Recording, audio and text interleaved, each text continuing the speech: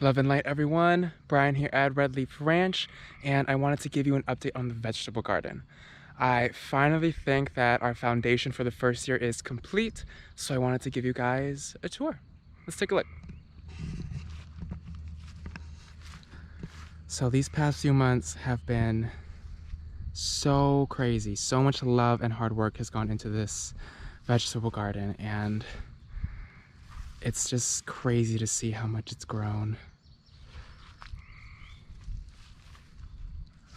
Now that the foundation is complete, we can focus much more of our energy into the plants, where we want to plant things, the right time for everything, and just proper maintenance of it all. So let's take a look. The perennial garden is looking divine, really filling in nicely. Our trellis trees are growing in beautifully. Dominic is thinking of adding even a third layer, so that next year we have the abundance of fruit. Our kale and spinach is really just popping off, blowing up, becoming super abundant. Our strawberries are filling in and producing lots of wonderful fruit. Our onions. And our peach tree. The peach tree was fruiting. It is fruiting, but I think some of the fruit actually were falling off. I'm not sure why, but some things are really hanging in there. I really think that frost that we had really just threw everything off a little bit. But luckily the carrot made it through well. The tomatoes survived. Really grateful for that. The last frost we had back in April killed our tomatoes, so I'm really grateful that these made it through. Here we have our peppers that didn't really make it through the frost. They got definitely a little damaged, so I'm not sure how they're gonna grow. I'm gonna give them a few days to see how they do, but luckily we have a nice stockpile of peppers, and I even planted some seeds so that in case something like this happened, we'd have some good backups. Here we're thinking of planting squash. I think it'll rain over really nicely and just fill in and look super lush. Here along this trellis, thinking probably cucumber, melon, and zucchini. We have this really beautiful zucchini that we planted from seed, thinking it'll climb up the trellis beautifully to pair with the beans that we're going to plant on the other side and come up as well, and it'll just fill in really nice. Now over here, I'll definitely go in depth in another video, but we started the process. It takes quite a few months to about a year of amending the soil.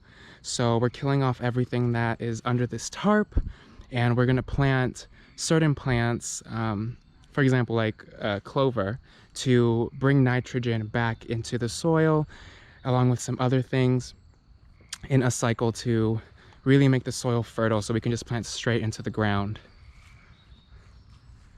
But that will take some time. Meanwhile, we have the garden beds. We're gonna plant some more corn over the weekend. Our corn seedlings, a lot of them got a little scorched from the frost, but they're growing back quite nicely. The transplants that we had, beans and corn, aren't doing too well. I don't see them growing as productively as we'd want. So I did plant in abundance a lot of the corn seedlings, so about 2 to 3 per slot. So I'm just gonna replace these in the next few weeks so that we have some good growing corn. And the beans, I'm just gonna take out and start them directly from the ground because they just don't really transplant well and they've just taken quite a beating.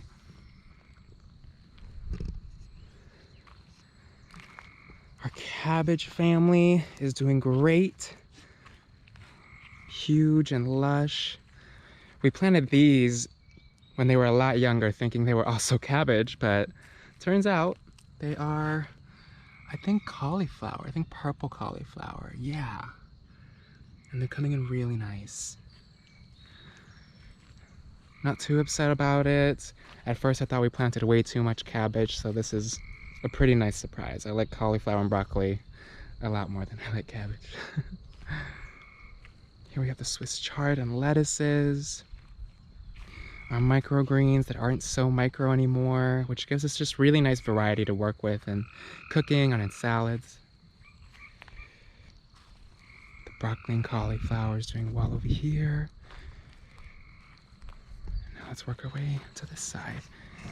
In this bed, I planted some quinoa, so we have some nice type of grain to add into the mix. I know it's a flour, but it adds that nice texture and grain protein element that we need in our diet, or would like in our diet. And I only planted 4 seeds. Quinoa gets massive, so I didn't think we would need too much of that. But I planted them about a day or 2 ago, so we're just waiting for them to germinate. On this side, definitely thinking eggplants. We have quite a few varieties growing right now. Over the weekend, we'll just get a whole bunch of things planted. And I know I've heard eggplant attracts a lot of aphids, and so does quinoa, so we're thinking of planting dill around the edges of the bed to help deter them. This large bed is devoted fully to sweet potato because we have so much. The staircase area is pretty much complete. We added in these 2 trees that we're gonna train into an archway. And it'll lead into the chicken coop beautifully, and it'll lead into the garden divinely. Here we planted some blueberries with some marigolds.